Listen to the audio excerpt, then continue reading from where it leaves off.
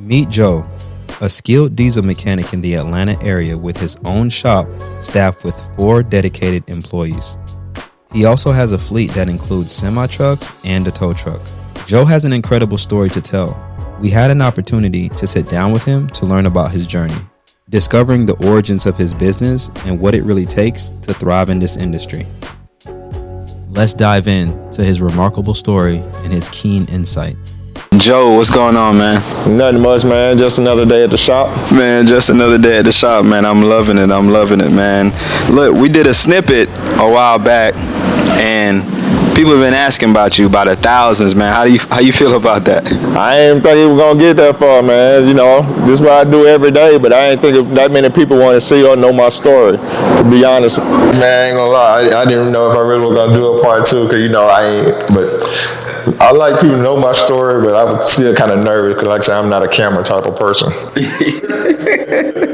I know, man, and I feel truly blessed that you allowed me to do this, I wouldn't have did it for nobody else. Man, I thank you so much, Joe. That means a lot, man. For sure. So let's get into a little bit of your background, Joe. Tell us, before you became a mechanic and what led you up to, going into diesel, and how did you get into it? Let the people know who is Joe and where'd you come from originally? You from Georgia? What's your background? I'm from Louisiana. I used to work on a lot of cars growing up. When I got ready to graduate, one of my homeboys wanted to go to diesel school in Nashville, Tennessee. First, I didn't want to do it, but I went in and changed. I went to diesel school called Nashville Diesel College. Graduated from them. Then I moved to Georgia and started working for a dealership, which is called Rush now, but it was Nally Motor Trucks. And I worked there for like 5 years, and after that, I went out on my own. I quit the dealership in like 2005, started my own business. I used to specialize in what they call like the drivetrain. That's like the transmission you're in. Then when I owned my own shop, I had to learn everything about trucks, for its engine, brakes, and all that. So I started learning. And from then on, I never looked back. Man, wow, that's a true entrepreneurship story. And me being in the trucking space, I've always wanted to, in a sense, have my own shop too. I drive, but I was thinking like, man, one day I could own my own shop. So if I wanted to get into something like that, what would be the steps? Because it seems like it looks like a really expensive startup. So. And it really ain't really expensive. You can either start out like doing a mobile mechanic, but if you're just starting out and you really don't know, if you're gonna own a shop and don't really know everything about what you're doing, you hire people who do engines, you hire people who do drivetrains, and that way you still learning, but you got people that already know what they are doing. But it's not really expensive. What get expensive is the tools, and when you first starting out, I tell people to just start out light, like doing brakes, oil changes, and stuff like that, or learning transmission. Because when you learn stuff like that, ain't nobody can take it away from you. You can always go out and just do stuff. So I wouldn't advise nobody really who just getting into it, start messing with a lot of engines or building an engine, stuff like that, because just starting out, if you make a mistake on that, it's real costly. It can break you. I started out, like I said, when I was in dealership doing transmission rims, and I learned all about that, all the electronic side, because now mainly everything is on these trucks is electronics all the way around. So you just got to learn like that. I tell anybody else too, who really want to think about getting started, they can go to somewhere like a Penske or a Ryder, get trained for a few years, and then go out there on your own, or get under somebody that can teach you this stuff. And it's fun if you like working with your hands and don't mind getting dirty. And I'm gonna just tell you can't really just do it for the money, because you're gonna make some good money and you also gonna lose some money. So that's the way I look. It's just like anything else. You just don't want to wake up doing something you don't like to do. And that's what I mean. I always like working with my hand. I always was good at doing stuff like that. So. Man, I love it. What gave you the entrepreneurship spirit and the mindset? Were your parents in business or people around you? Or I woke up, my uncles them had lawn service and stuff like that, and I just started working with cars. Growing up, I always like taking stuff apart, putting it back up. And then once I started in my teens doing stuff like that, working on cars, and then I left that, went to school for a diesel mechanic, and went to a dealership. I had fun at a dealership. They taught me a lot of stuff, but they started playing with my money. And when they started playing with my money, I saw like, man, well, I'm giving all these people, making these people all this much money, and then they started messing with mine. So from that day on, I just took it on faith and just went out there and started my own business. Of course, I was walking then. It was a lot easier, but I just learned what I can do, and I've been in that chair now for like 5.5 years, and I still do it. Okay, so I see you serious about your money. So, your first year in business by yourself, how much did you make that first year? My first year being on my own, I probably made on my own maybe about 65, 70,000 just off the bat, and then from there I average a little over 120, 130 with me and two other guys, and not doing a lot of hard work. And, had my ups and downs doing that. And now it fluctuates so much, so now you can make easy $300,000, $400,000, depending how much you do. Me now, I done cut back on doing a lot of that stuff since I'm in a chair now, so I don't do a whole lot more engine work like I used to. I still do a lot of transmission, clutches, and stuff like that. But I still teach a lot of people on how to do engines and how to do transmission, on young kids who want to learn this trade. So, that's basically where I'm at now. Man, I definitely want to get more into young kids wanting to learn the trade. I think that's really cool and it's really needed, especially in a time like this. And I heard you mention it, that you were doing a lot more when you were walking. So would you be able to tell us about, the accident or what occurred? Yeah, it happened like February the 5th, 2018. I had just got out of work and I was going to meet some of my partners at a local sports bar we always normally go to, just to grab something to eat. And we stayed there for a little while, and I went to go and get in my car, and two dudes ran up on me.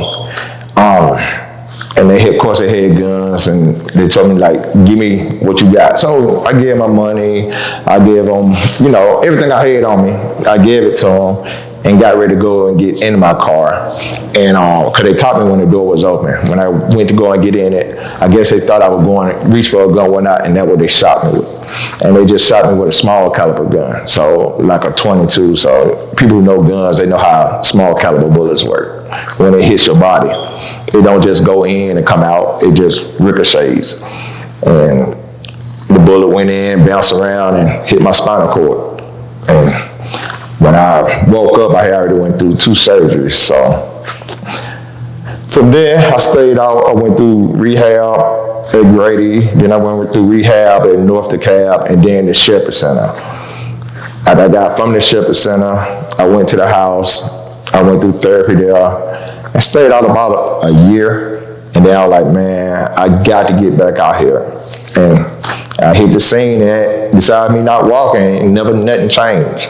I just had to change the way I do stuff. Was first I can climb on top of there or get up underneath the truck. So now I always position myself to do stuff safely without hurting myself.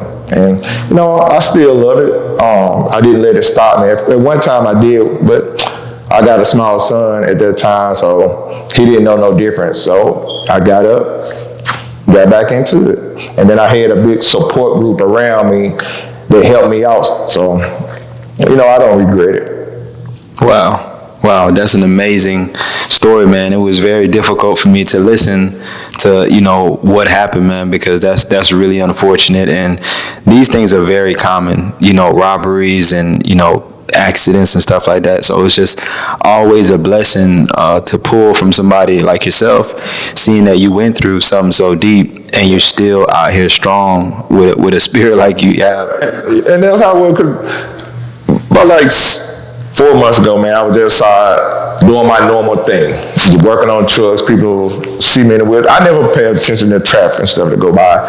And this other dude came in a wheelchair, told me to come to the gate. And I'm like, man, who you talking to? Okay, with me and my so-called brother. He's like, who you talking to? He's like, man, the guy in the wheelchair. So I went there and he was like, man, I'm just gonna tell you something. He's like, I used to pass up and down this road all the time and see you in a wheelchair. And then it just so happened, some unfortunate stuff happened, and I now is in a wheelchair. And he said, man, if it wasn't for me seeing you still doing that kind of work every day passing by, I would have gave up. And me, I never thought about nothing like that. I mean, this is normal to me, but like I said, people, when you leave the house, you never know what's going to happen.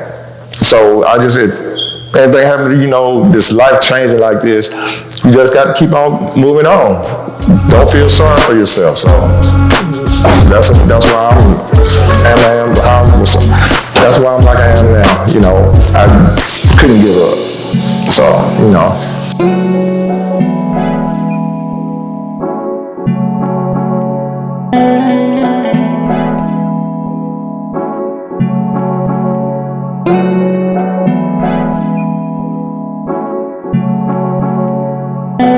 lot of people don't know how I got in the wheelchair. A lot of people don't know if I was in the wheelchair to begin with. So I don't mind getting my story out there.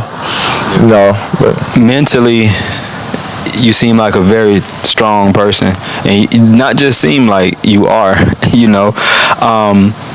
What type of advice? Because I know you just said don't feel sorry for yourself, right?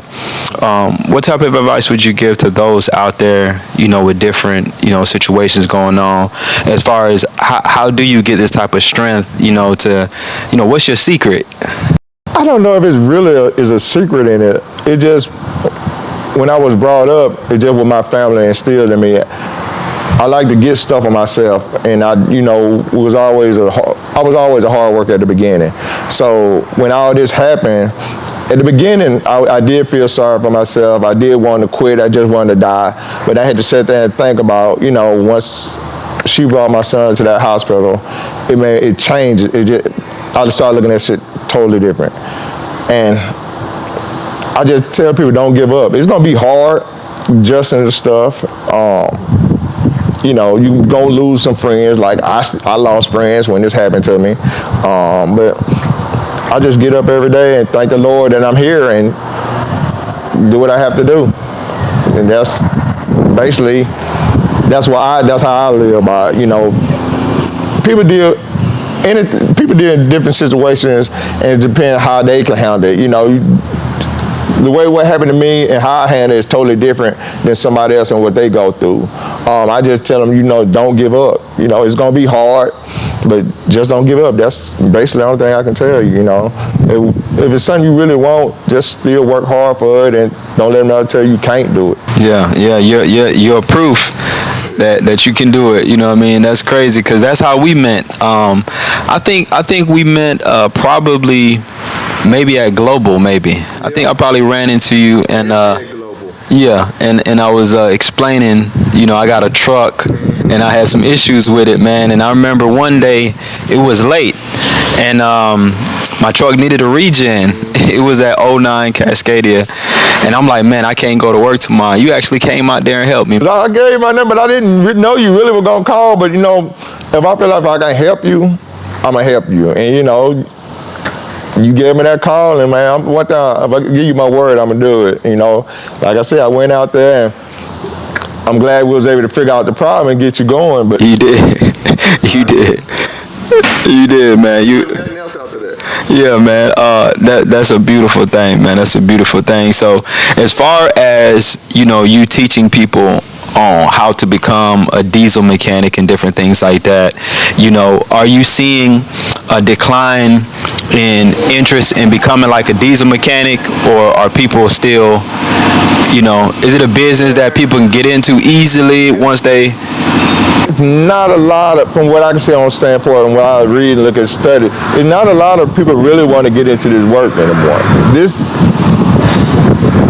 I ain't gonna say it's hard work, it's a lot of work if you dedicated in it. This is a field that you can make a lot of money.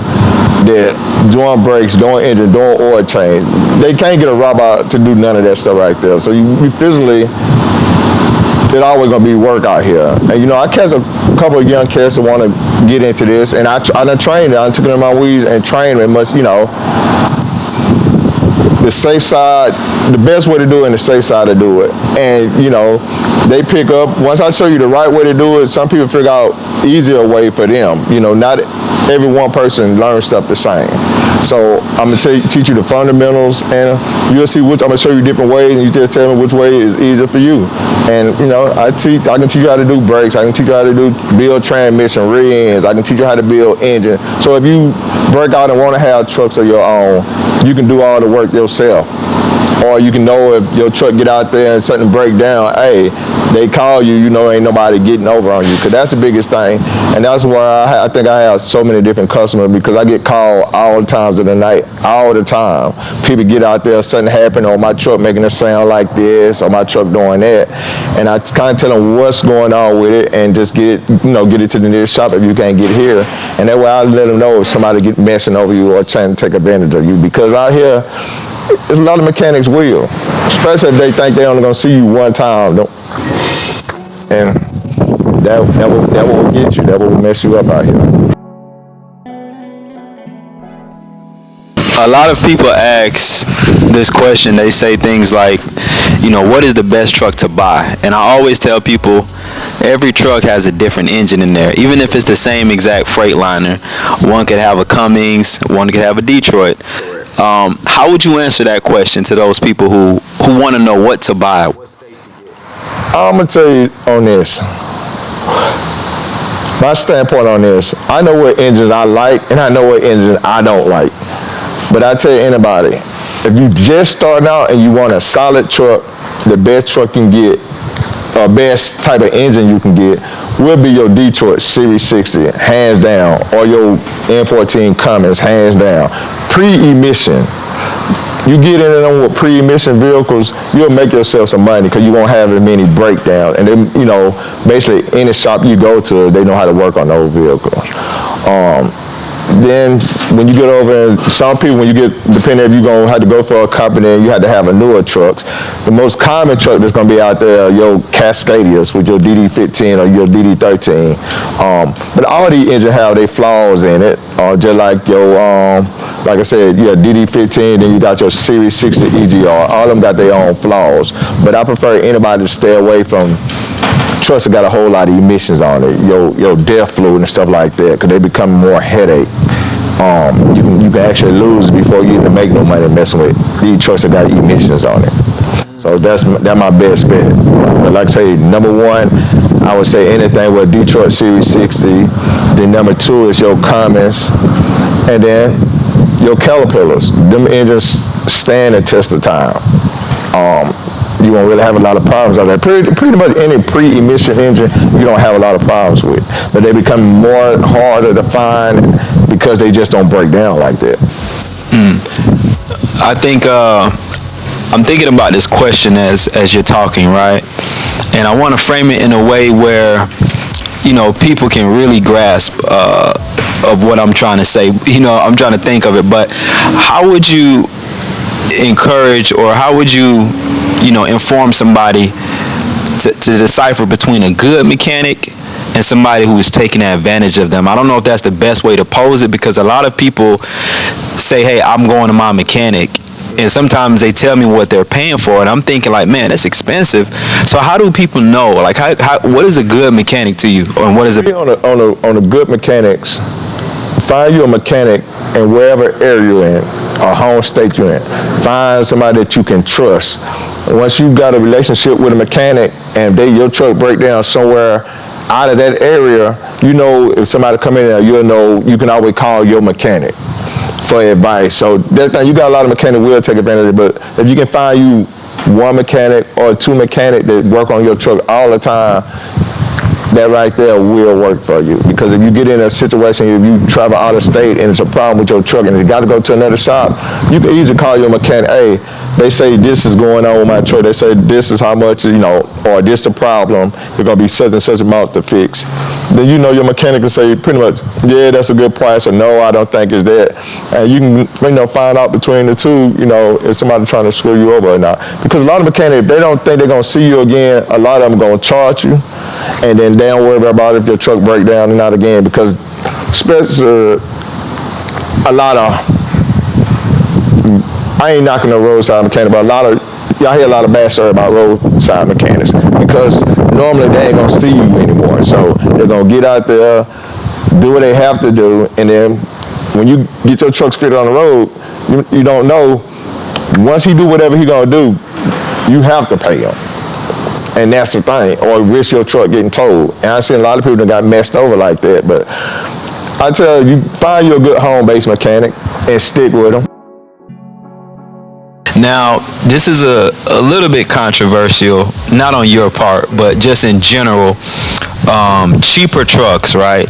I've encouraged people to check their local diesel mechanic shops because in my situation, I've found that mechanics have trucks for sale sometime because, you guys are the first to know when somebody's trying to sell because they bring it to you, and you're the last to know because they may be, getting it ready, for something that they want to do with it. Or you may just be in the midst of the conversation talking to one of your clients and they say, hey, I'm thinking about selling. So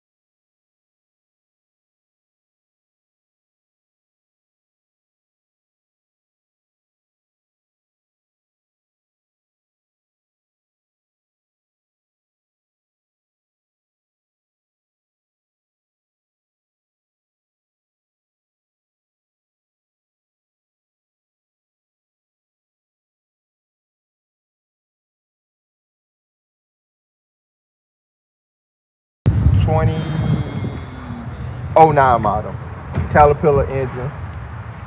and how much did you get that deal for? I got it as steel, man. I can't even tell that over the air, man. I got it at a real good price. Um, you wouldn't believe it. And this is a simple fact. The man that had the engine built, it went down, had it built again. They had a new transmission put in it, and then just so happened, probably about like 6 months ago, it was flooding coming out of South Carolina, and it messed up again. Water went in the inside, bust up the transmission, all that, and he went up having it fixed, and he was just tired. So I bought it off his hands. He got over $30,000 in the truck, and if I could have told you what I paid for it, I didn't want to make him mad, so I ain't gonna tell you exactly how much he paid for it because he gave it to me too.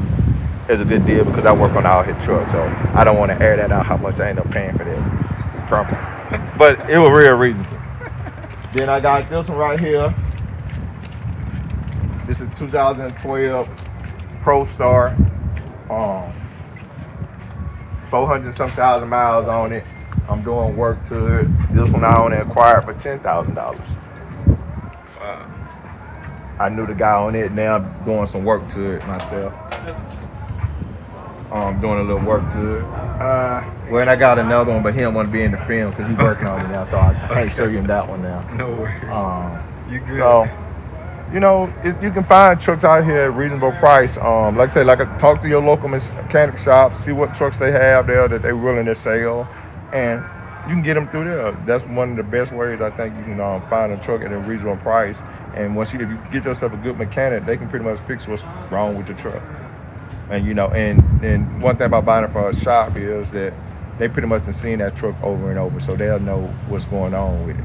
And then you can pay them to finish fixing it and buy it straight out, or you know, whatever what works for you. But like I said, get older trucks, you know, pre-emission trucks.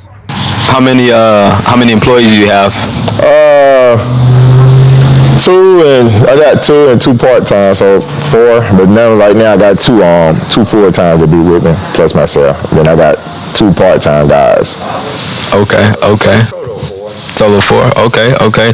Now, what's your future plans? You know, are you trying to scale up? It sounds like, you know, you got 4 guys, and you know, you take a quite good bit of work in. So you gonna scale up and make this a multi-million-dollar operation? Man, right now I really don't know, man. To be honest, because along with my mechanic side, I got 2 trucks. Well, I just acquired a 3rd truck, so that's this shop, 3 trucks, and I got a wrecker now. So I got my hand just in a lot of different things now. I just don't know if I want to keep on upscaling, or because more people you get, more work you get, you make more money, but it's a bigger headache. So that's the only thing about it. So right now I haven't really decided, because now I rent. If I start doing it on that scale, then I'm gonna have to find my own building and pay it off instead of renting bays. So Awesome. And Joe, you know, what would you like to say, you know, to the people out there that's supporting you? I know we did a short video on you, and man, the amount of responses that we saw, you know, I thought was crazy, because I believe it may have been 200 to 300 people commenting, plus, you know, getting thousands and thousands of views. You know, what was it like after you did that video? You know, did you run into people seeing you and recognizing you? And what would you say to people who support you out there? Man, I want to just tell people I appreciate all the love and all the positive response. I didn't think nothing about it when you did that video. I didn't think it was, you know, I was going to have that many people interested in my story, or wanting to find out more about me, or get in contact with me to try to offer, you know, for me to work on a deal. Because I didn't think nothing like that was going to happen. Because when we did, I wasn't thinking on that standpoint. So, you know, I just want to appreciate all the love and, you know, the people have for me out there, and, you know, I just appreciate it. That's pretty much all I can say on that. You know, I appreciate the love. Like I said, I didn't expect none of this. Especially what people want to know, you know, my story, because I wasn't thinking about none of that, you know, when I did it. But I really appreciate all the love and positive response about it. So, you know, I really appreciate it. Loss of words, basically.